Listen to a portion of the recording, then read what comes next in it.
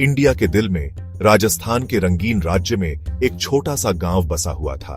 यहीं गांव के जीवन की सादगी के बीच कर्मबाई नामक एक असाधारण आत्मा का जन्म हुआ। गांव का जीवन परंपरा और आस्था में गहराई से निहित था।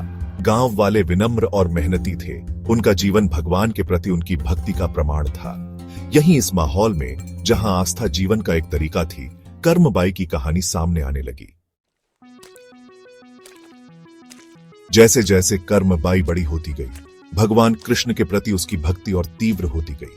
वह उनके प्रति अपने प्यार का इजहार करना चाहती थी। उन्हें कुछ ऐसा अर्पित करना चाहती थी जो उसकी शुद्ध और बिना शर्त वाली भक्ति को दर्शाता हो। एक दिन अपनी मां को चावल और दाल से बनी एक साधारण लेकिन पौष्टिक व्यंजन खिचड़ी बनाते हुए देख रही थी। तभी उनके मन में एक विचार आया, वह अपने प्यारे कृष्ण को खिचड़ी भोग लगाएगी। कर्मबाई हर दिन अपने खाने का एक हिस्सा अलग रखती, प्यार और भक्ति से थोड़ी सी खिचड़ी सावधानी से बनाती।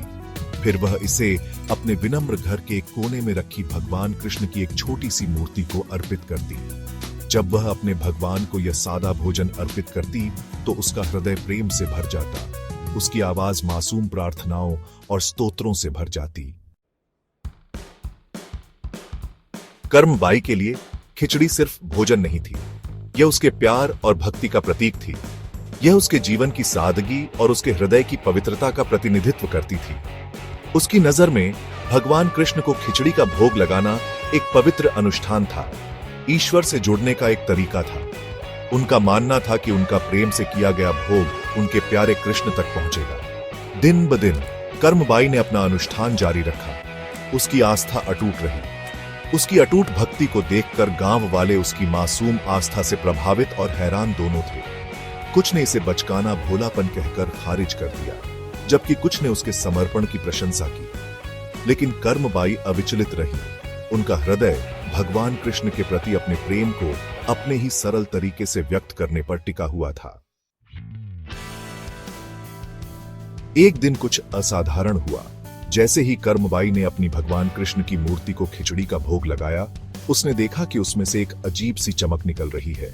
जैसे ही उसने आश्चर्य से देखा, मूर्ति में जान आ गई और वह चकित रह गई। भगवान कृष्ण स्वयं उसके सामने प्रकट हुए।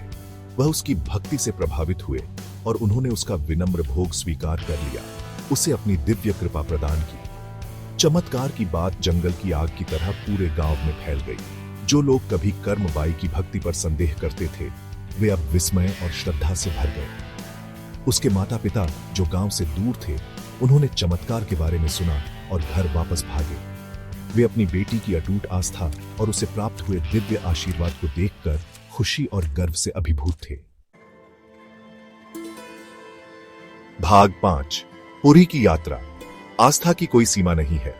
जैसे जैसे कर्मबाई एक युवती के रूप में खिली, भगवान कृष्ण के प्रति उसकी भक्ति और गहरी होती गई। वह पवित्र शहर पुरी जाने के लिए तरस गई, जहां भगवान कृष्ण जगत के नाथ जगन्नाथ के रूप में निवास करते थे। अटूट दृढ़ता के साथ उसने पुरी की लंबी और कठिन तीर्थ यात्रा शुरू की। उसका हृदय प्रत्याशा से भरा हुआ था। यात्रा लंबी और थका देने वाली थी, लेकिन कर्मबाई की भावना कभी कमजोर नहीं हुई। उसकी आस्था ने उसके हर कदम को बढ़ावा दिया। भगवान जगन्नाथ के प्रति उसके प्रेम ने उसे आगे बढ़ाया। उसने हर चुनौती का सामना मुस्कुराहट के साथ किया। उसका हृदय अंततः अपने प्रिय देवता की उपस्थिति में होने के विचार से भर गया। भाग 6। भक्ति की परीक्षा, नए नियमों को अपनाना। पुरी पहुंचकर कर्मबाई उस पवित्र शहर में आकर बहुत खुश हुई। वह तुरंत जगन्नाथ मंदिर की ओर चल पड़ी। उसका हृदय प्रत्याशा से धड़क रहा था। वहां उसने सीखा कि केवल मंदिर के पुजारियों को ही भगवान जगन्नाथ को भोग लगाने की अनुमति थी। अपने प्रिय खिचड़ी को देवता को अर्पित करने का रास्ता खोजने के लिए दृढ़ संकल्पित कर्मबाई ने एक श्रद्धेय संत से संपर्क किया। उसकी भक्ति से प्रभावित होकर संत ने उसे सलाह दी कि वह मंदिर के बाहर खिचड़ी चढ़ाना जारी रखे, उसे विश्वास दिलाते हुए कि उसकी भेंट भगवान जगन्नाथ तक पहुंचेगी। उन्होंने उसे खिचड़ी बनाने के बारे में भी विशेष निर्देश दिए, नियमों और रीति रिवाजों का पालन करने के महत्व पर जोर दिया। भाग 7। एक शाश्वत बंधन, बिना शर्त प्यार की ताकत। कर्मबाई ने विनम्रता और समर्पण के साथ संत के निर्देशों को अपनाया। वह हर दिन निर्धारित रीति रिवाजों के अनुसार एक बड़ा बर्तन खिचड़ी बनाती थी और उसे प्रेम और भक्ति के साथ जगन्नाथ मंदिर के बाहर चढ़ाती थी। उसकी अटूट आस्था और उसकी खिचड़ी की स्वादिष्ट सुगंध ने जल्द ही एक बड़े अनुयायी को आकर्षित किया। जीवन के सभी क्षेत्रों के लोग कर्मबाई की खिचड़ी का प्रसाद लेने के लिए आते थे। उसकी भक्ति की शक्ति और उसके द्वारा प्राप्त दिव्य आशीर्वाद का अनुभव करते थे। उसकी खिचड़ी उसकी अटूट आस्था और बिना शर्त प्यार की शक्ति का प्रमाण बन गई। भाग 8 अंतिम भेंट, भक्ति की विरासत। साल दशकों में बदल गए, लेकिन कर्मबाई की भक्ति कभी कम नहीं हुई। उसने अटूट विश्वास के साथ अपने प्रबिलवेड भगवान जगन्नाथ की सेवा करना जारी रखा। उसकी खिचड़ी मंदिर की परंपराओं का एक अभिन्न अंग बन गई। एक दिन जब वह अपनी रोज की खिचड़ी चढ़ा रही थी, उसने महसूस किया कि एक दिव्य उपस्थिति ने उसे घेर लिया है। प्रेम और कृतज्ञता से भरे हृदय के साथ कर्मबाई ने मोक्ष प्राप्त किया। उसकी आत्मा भगवान जगन्नाथ के दिव्य प्रकाश में विलीन हो गई। किंवदंती है कि भगवान जगन्नाथ स्वयं मंदिर के पुजारियों के सामने प्रकट हुए, उन्हें निर्देश दिया कि वे कर्मबाई की खिचड़ी को उनके दैनिक भोग के रूप में शामिल करें। भाग 9 निष्कर्ष, कर्मबाई का स्थायी संदेश।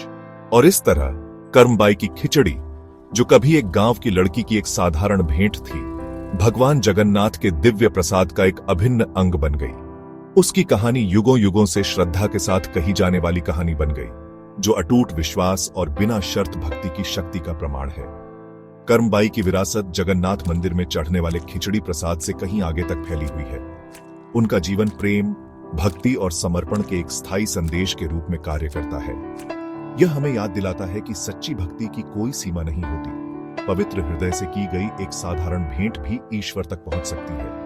कर्मबाई की कहानी लाखों लोगों को प्रेरित करती रहती है, हमें याद दिलाती है कि ईश्वर तक पहुंचने का मार्ग हमारे हृदय की पवित्रता और हमारे विश्वासों में अटूट विश्वास में निहित है।